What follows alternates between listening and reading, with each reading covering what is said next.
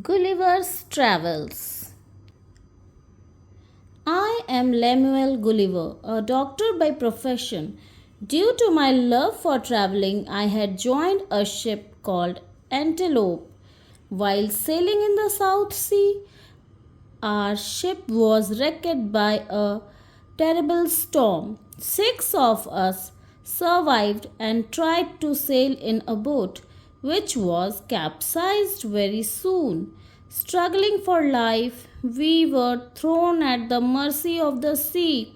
I was sure that my end was near, but it seems that God had some other things in store for me. When I could swim no further, out of weariness, my feet touched land and I became unconscious. After gaining consciousness, I found myself lying on the seashore. I tried to get up but found that I couldn't move. My arms and legs were tied with cords to pegs planted into the ground. Even my hair was tied in the same manner. All I could do was to stare at the sky and cry for help. When I was busy wondering what must have happened, I felt something moving on my legs. I lowered my eyes when I saw made me gasp. Why? It's a human being, barely 6 inches tall.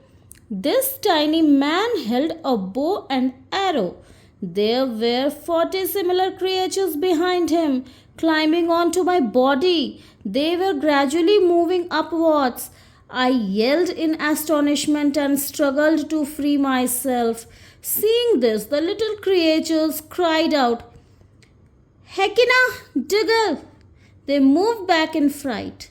The next instant, hundreds of tiny arrows, sharp like needles, hit my body. I was too weak to fight them. Therefore, I thought it wise to lay still and stop struggling. The moment I decided to lay still, the arrows stopped. Soon, an important looking man approached me. What he spoke, I couldn't understand, but his constant repetition of the word Lilliput made me aware that I was in a place called Lilliput. I communicated with him through sign language. As I was too hungry, I pointed towards my mouth to make him aware of my need.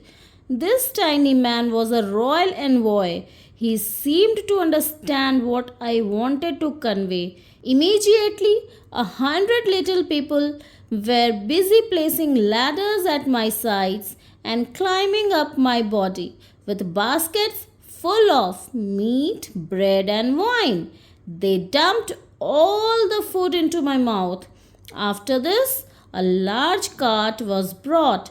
I was carried into the capital city with the help of 1,500 tiny horses.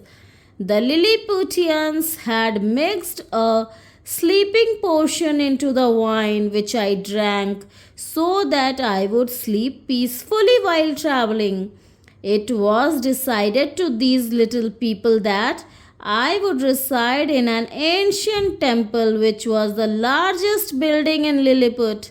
It was here that all the Lilliputians came to have a glimpse of me.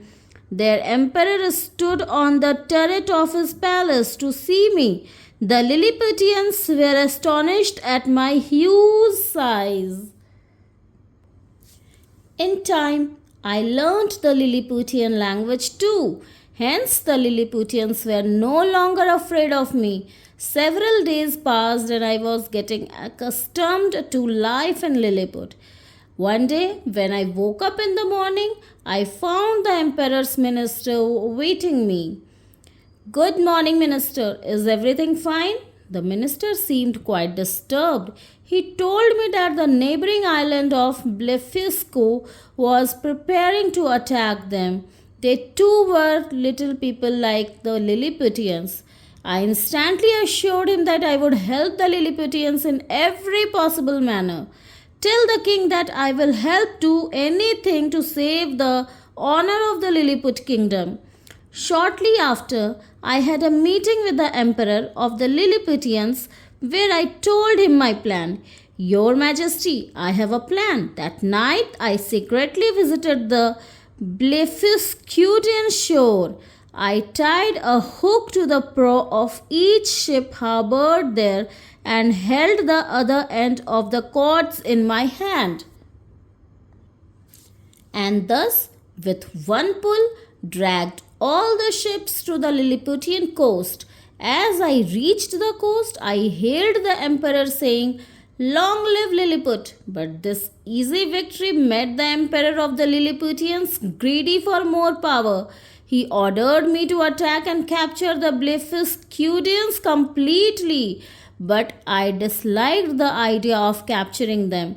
Here began the trouble. Secret plans were hatched against me.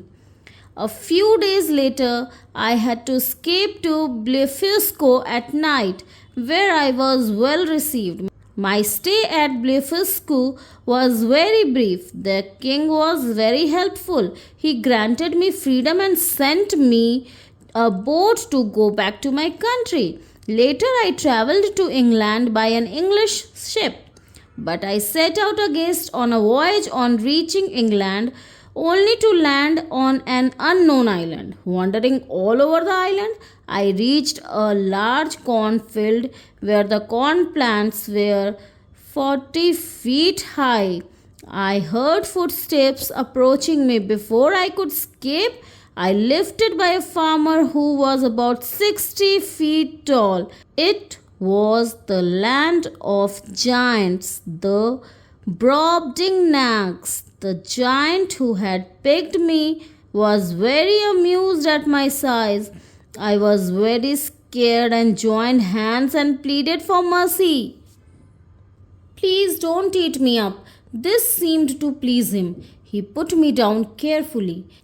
In a while, he wrapped me in a handkerchief and carried me to his master, who in turn sold me to the queen for 1,000 gold coins. The queen instantly took a fancy for me. I bowed to her to express my gratitude. The 9-year-old daughter of my previous master also stayed with me in the royal palace as she was my nurse.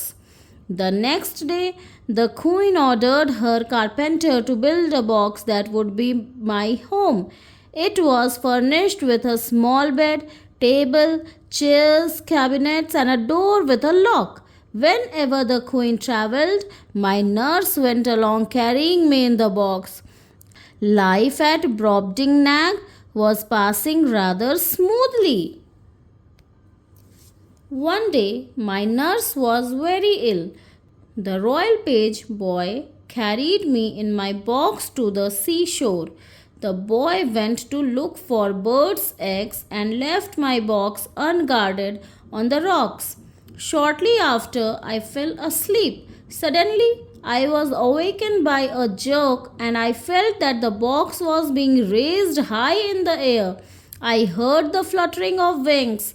Instantly, I realized what had happened.